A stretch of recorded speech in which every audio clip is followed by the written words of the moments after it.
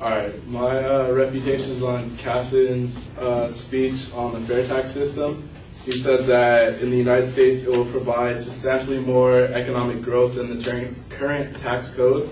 His subclaims were it will lead to more competition amongst businesses, leading to more jobs. It will decrease the tax burden on wage earners and eliminate tax evasion done by the rich through loopholes in our current tax code. It will tax illegal immigrants, providing an inconceivable amount of revenue, and encourage the rich to harbor money in the United States opposed to offshore. For his first claim, it will lead to more competition with businesses and lead to more jobs.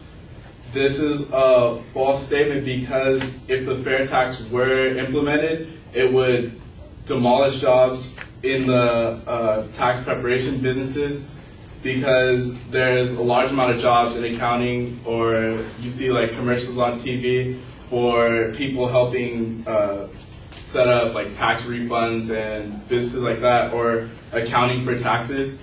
All those jobs will be lost since the fair tax just taxes goods, and you don't have there are no tax refunds, there are no income taxes, things like that. Also, if there's people already do things like hire workers off the books to avoid paying taxes on income. So what's to stop people from setting up sort of a black market of selling and trading goods so they don't have to pay the fair tax that's on the goods? His second claim was it will decrease the tax burden on wage earners and eliminate tax evasion done by the rich through loopholes.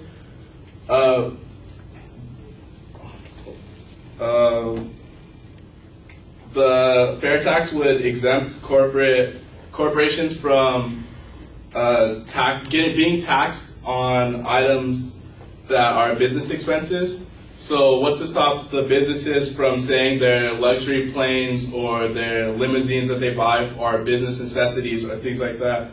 And if the fair tax would actually increase the burden on wage earners, because it taxes the rich more than it taxes the poor people or lower income people, because if it taxes everyone the same, so if you're making a lower amount of money, you're being taxed just the same as people making a large amount of money. So proportionally, if someone makes a larger amount of money, the fair tax doesn't apply to them as much as someone making a smaller amount of money that would need the extra money that they're being taxed by the fair tax. The third claim is that it will tax illegal immigrants producing an inconceivable amount of revenue. The fair tax would tax illegal immigrants, but it wouldn't produce an inconceivable amount of revenue, because the fair tax would have to tax everyone 30% on items just to cover what our tax system has now. So to produce more revenue, you would have to tax over 30% on items we already have taxed now, and you also have to tax things like houses, lawyer fees, doctors, and things we don't pay taxes on. Also, the fourth claim that it would encourage the rich to harbor money in the U.S. opposed to offshore. The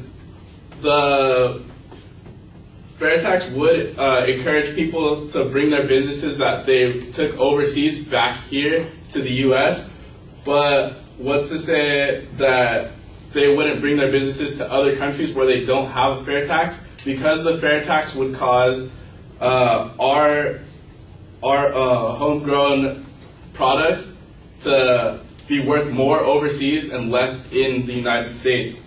So why wouldn't businesses take their business to like somewhere like Europe, which would increase their revenue, and bring it back here?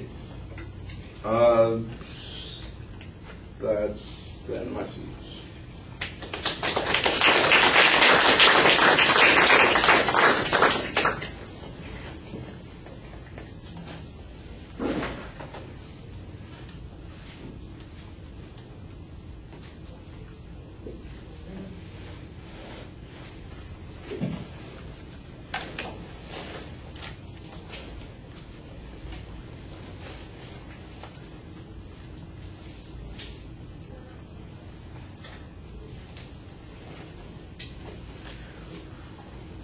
All right, organizationally everything is fine. It's easy to follow, and I like the fact that you've got clear declarative statements as counterclaims on most of those points.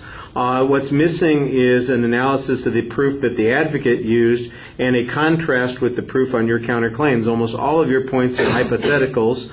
Sometimes you make claims even without the hypotheticals, and there's a generalization there, and I have no reason to believe it. For instance, on the third point, you say that we would have to tax at 30% rate, and we'd have to tax all kinds of things that are not currently being taxed.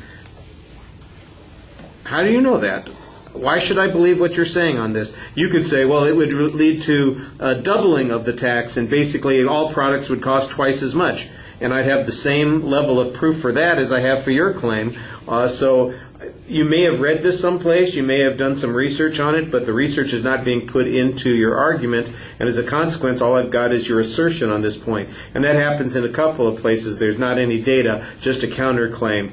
Like I said, it's easy to follow. I can tell what your counterclaims are, but there's usually not any proof on those counterclaims. And you need to analyze the advocate's argument a little bit more so we can put the argument that you're presenting in contrast to it more effectively. I didn't think your fourth point was very clearly explained at all. I thought you did okay on the first 3 points explaining what the arguments were. The fourth point, you just seemed a little bit confused on that. All right. Or at least I was confused.